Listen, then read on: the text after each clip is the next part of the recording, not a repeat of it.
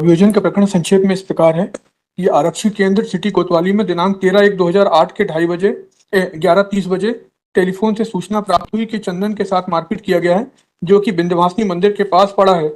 इस पर उसकी पुष्टि तथा कार्रवाई हेतु सहायक उप निरीक्षक डीपी अहरबार तथा आरक्षक हफीजुर रहमान को भेजा गया।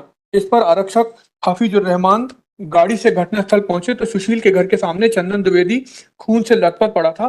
पूछने पर बताया कि उसे पप्पू तथा महबूब पेंटर तथा 3 अन्य लोग मारे हैं, जिन्हें नहीं पहचानता। यह भी बताया कि फोर्ट रोड वाला महबूब पेंटर है। आरक्षक द्वारा चंदन को गाड़ी में लिटाकर अस्पताल ले जाकर भर्ती करवाया गया। अगले दिन सुबह उसकी मृत्यु हो गई। अस्पताल में ही मृतक चंदन के पिता नारायण प्रसाद द्विवेदी ने देहाती प्रथम सूचना थाना प्रभारी यूएस तिवारी को दिया कि पप्पू उर्फ अमर शर्मा से पूर्व से विवाद था। दिनांक 12/1/2008 की रात्रि 11:15 बजे चंदन सेलिब्रेशन होटल से काम करके वापस आ रहा था। तब 11:30 बजे सुशील शर्मा ने फोन से सूचना दिया कि चंदन को पप्पू उर्फ अमर शर्मा वगैरह मारे हैं, घायल पड़ा है। तब वह और घर के सभी लोग गए। चंदन लहूलुहान पड़ा था, शरीर पर चाकू की चोट थी। चंदन को जान से मारने की नीयत से चाकू से मारा गया है। अस्पताल लाते समय चंदन ने बताया कि पप्पू उर्फ अमर शर्मा, अमित शर्मा, अर्जुन शर्मा, महेंद्र पेंटर तथा एक अन्य जिसका नाम नहीं जानता है ने रोक कर चाकू से मारकर घायल किया है। इस पर दिनांक 13/1/2008 के दिन आपके पास से किस चीज की रिकवरी है? सर हमसे गुप्ती। हाँ, बाकी लोगों से? बाकी से सर अमर जो मेन है उससे चाकू की जब्ती हुई थी। हाँ, अब पोस्टमार्टम डॉक्टर ने क्या कहा? Sir PW7 sir. उसके पहले सर PW6 अगर देख लें सर। 6 भी देख लेंगे सर। क्या कह रहा है?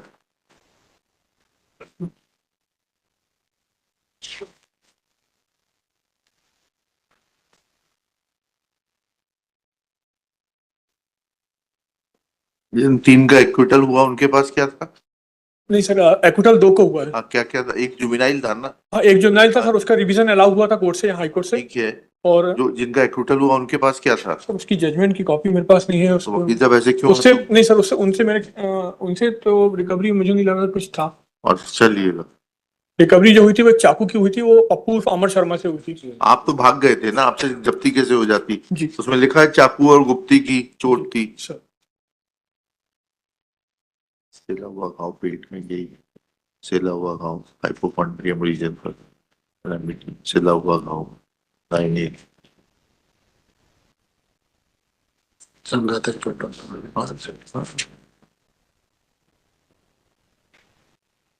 इसमें आई विटनेस कौन था? PW1 सर एक्चुअली में यहाँ इसमें तो ये केस जो है वो ओरल डायग्निफिकेशन पे है, PW4।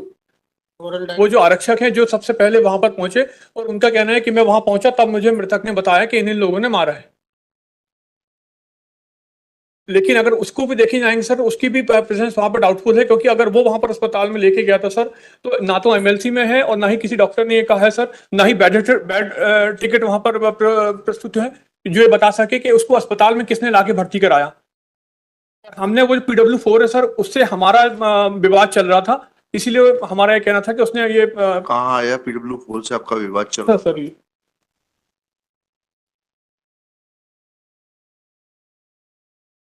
सर ये पैरा 5 में सर।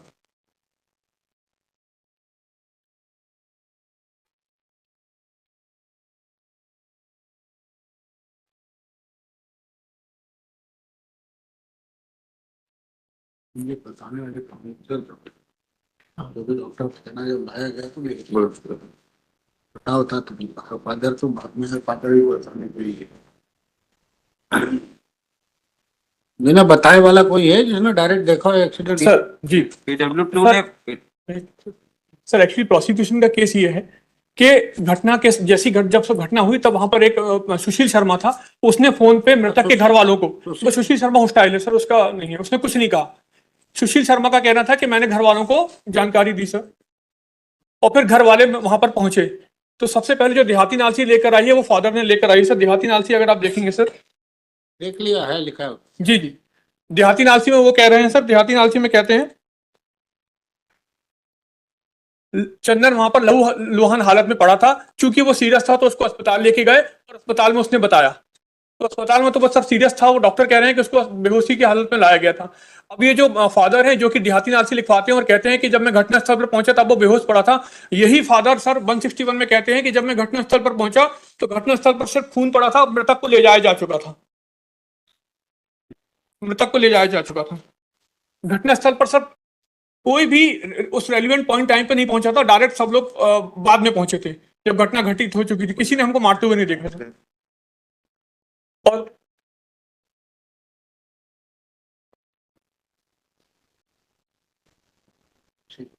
प्रोसीजर इसको क्लियर सजेशन है कि गांव की रंजिश से एडमिट करना पड़ेगी पहला 5 बताने की बात झूठी है, क्योंकि डॉक्टर से भी देख ले इतना जब ब्लड लॉस होगा तो जीवित थोड़ा ना बचेगा।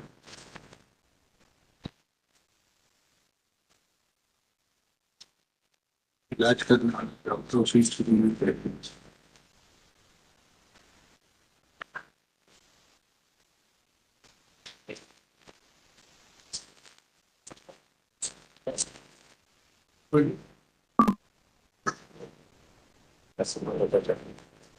और बेहोश में मिला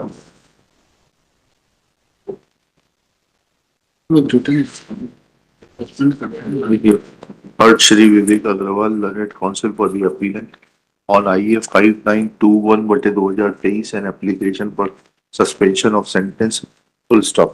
Judgment का नाम और नंबर डाल दीजिएगा, conviction डाल दीजिएगा. It is submitted that Dr. S.K. Pathak, CMO, within bracket PW7, has admitted in his cross-examination that if size of injuries is similar, then it may be caused with a single weapon. He has further admitted that looking to the size of the injuries and the place of injuries being on vital organs, there would have been excessive blood loss causing instantaneous unconsciousness, and therefore a statement of PW4 that deceased had informed him on way about the nature of injuries is incorrect. Full stop. It is, this fact is corroborated by MLC Doctor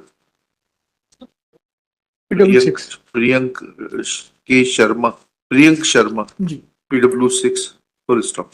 It is further submitted that PW4 had enmity with the appellant as is suggested to him in para 5, and PW1 and 2 are not the eyewitnesses as admittedly they had reached the place of the incident subsequently. Therefore, the so-called oral dying declaration of deceased Chandan will lose its validity and is not a sufficient circumstance to uphold conviction of the present appellant. इसके बाद बचा क्या इस appeal में? Connected cases में सबका total हो गया। नहीं सर, कनेक्टेड केस वो नीचे ट्रायल कोर्ट से एक्विटल हो गए थे सर 2 लोग, और एक है पप्पू सामन शर्मा जो मेन एक्यूज था, उसको सजा नंबर बताओ ना सर, उसका क्रिमिनल अपील नंबर है उसके लंबे सर 397/2009 सर। ठीक है, इसको 397 अभी इनका एक फॉर्मूला पोजीशन डाल के no criminal history 50,000 2 sureties list this case along with लिख के दे दीजिएगा सर जी सर। अपील नंबर इतना सर। चलिए।